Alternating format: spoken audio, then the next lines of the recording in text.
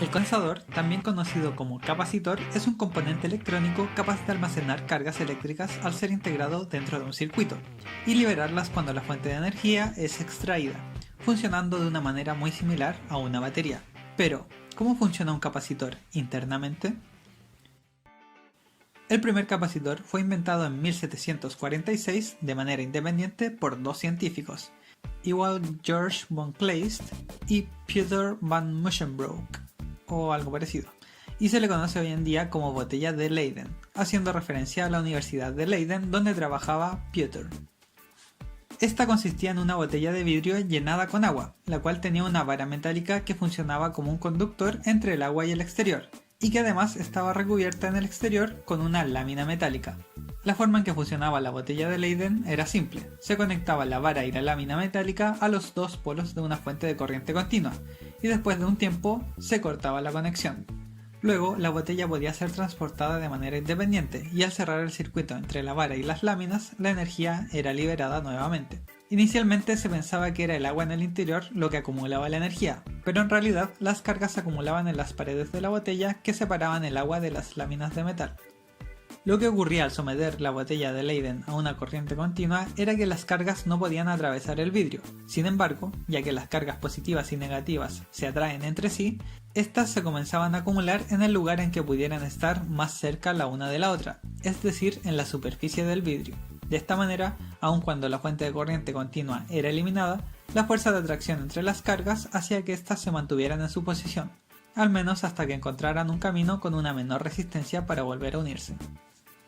Al darse cuenta de que el agua no era lo que acumulaba la energía, esta fue reemplazada por otra placa de metal, lo cual era mucho más práctico, debido a que podía acumular una cantidad similar de energía en un menor peso. Este tipo de optimización enfocado en la reducción del peso es relevante hasta el día de hoy, y suele estar vinculada al término densidad energética. Quien hizo estos descubrimientos relacionados a su funcionamiento fue Benjamin Franklin, quien, como dato curioso, en su conocido experimento de volar una cometa durante una tormenta para confirmar la naturaleza eléctrica de los rayos, utilizó una botella de Leyden para acumular la energía obtenida. Además de esto, para entender su funcionamiento, simplificó la forma de la botella de Leyden hasta quedar solamente con 3 placas, una de vidrio al medio y 2 placas de metal a cada lado, con las cuales era capaz de obtener el mismo resultado de acumulación de energía que la botella de Leyden original. Ahora que entendemos cómo funciona un capacitor, debemos entender también cuáles son las variables que afectan su funcionamiento.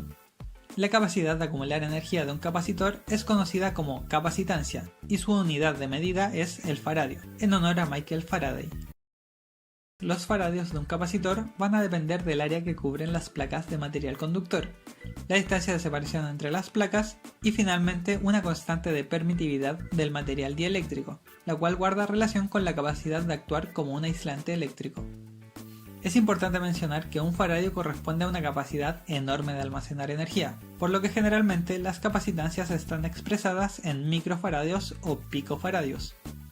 Otra fórmula que es importante cuando se va a hablar de capacitores es la carga eléctrica que se va a acumular en un determinado circuito. Esta carga es igual al voltaje que se está aplicando sobre el capacitor, multiplicado por su capacitancia, teniendo en cuenta que cada capacitor tiene un voltaje máximo al cual puede funcionar. Hasta este punto solo he hablado de capacitores antiguos, así que vamos a enfocarnos en uno de los capacitores más simples encontrados en la actualidad, el capacitor cerámico, o como lo conocen algunos, la lenteja.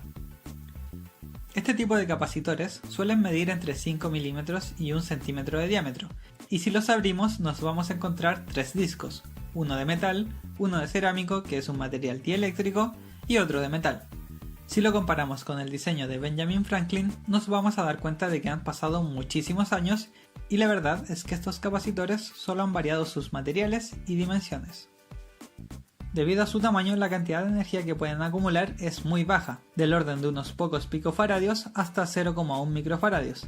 Si bien estos valores pueden parecer muy bajos para ser de utilidad, los capacitores cerámicos suelen ser utilizados para filtrar señales. De hecho, este tipo de uso es extremadamente importante en una gran cantidad de aplicaciones. Pero eso lo voy a dejar para el próximo capítulo. Por ahora nos mantendremos centrados en el cómo funciona. El siguiente tipo de capacitor que veremos es el capacitor electrolítico hecho en base de aluminio. Si abrimos un capacitor electrolítico nos vamos a encontrar con una serie de láminas enrolladas en espiral, las cuales, al hacerles un corte transversal, nos daremos cuenta de que forman la combinación de conductor, dieléctrico y conductor, necesaria para un capacitor. Más específicamente, primero encontraremos una lámina de aluminio con una capa de óxido gruesa, generada mediante un proceso de anodizado. Luego de eso, una lámina separadora de papel mojada con un electrolito, es decir, una sustancia con iones libres, que por lo tanto puede transmitir la electricidad. Y finalmente otra capa de aluminio, la cual también tiene una capa de óxido, pero generada mediante la oxidación natural del metal. En este caso, el papel, el cual podríamos pensar que actúa como el dieléctrico, solo está actuando como un conductor. En realidad, aquí el dieléctrico es la capa gruesa de óxido, y como está generada mediante un proceso químico controlado, su espesor es del orden de solo unos micrones, lo cual, si recordamos la fórmula anterior, implica un aumento en la capacitancia. Este tipo de capacitores pueden ser capaces de acumular unos cientos de microfaradios y trabajar a altos voltajes. Sin embargo, a diferencia de los capacitores cerámicos y debido a la distribución asimétrica de sus componentes, poseen una polaridad. Y si esta llegara a ser invertida, podría generar un cortocircuito interno, produciendo calor y evaporando rápidamente el electrolito, el cual, al estar dentro de un área sellada, aumentaría la presión interna del componente hasta no aguantar más. En otras palabras, aquí tenemos un condensador, una batería de 3 voltios y un LED. El condensador no tiene energía, por ende si conectamos el LED al condensador no pasa nada. Mientras que si conectamos el LED a la batería, evidentemente se va a prender. Sí. Y de hecho podría estar horas encendido. Pero ¿qué pasa si conectamos la batería al condensador? Positivo con positivo, negativo con negativo.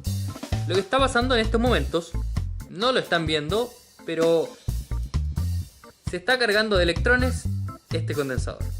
Basta con un par de segundos y ya está, ya que los condensadores en realidad no pueden almacenar mucha carga. Y ahora veremos cómo se enciende el LED al conectarlo al condensador. Mira.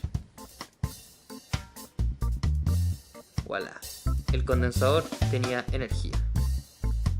Y de hecho puede mantener el LED encendido varios segundos.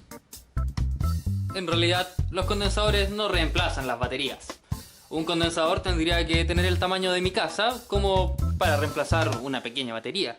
Entonces, ¿para qué demonios se usan los condensadores? Los condensadores se utilizan generalmente para filtrar la señal. Como se pueden cargar y descargar muy rápidamente, si les conectas una señal que oscila bastante su voltaje, estos se cargarán en el pic de voltaje y cuando este caiga, el condensador entregará su energía y compensará esta caída de tensión, otorgando una señal mucho más estable. Pero los condensadores también pueden ser muy peligrosos. Condensadores que encuentras en tus cámaras fotográficas o en las fuentes de poder pueden estar cargados a 100 o 200 voltios y tocarlos simplemente te causará la muerte. Sí, en serio, podrías morir.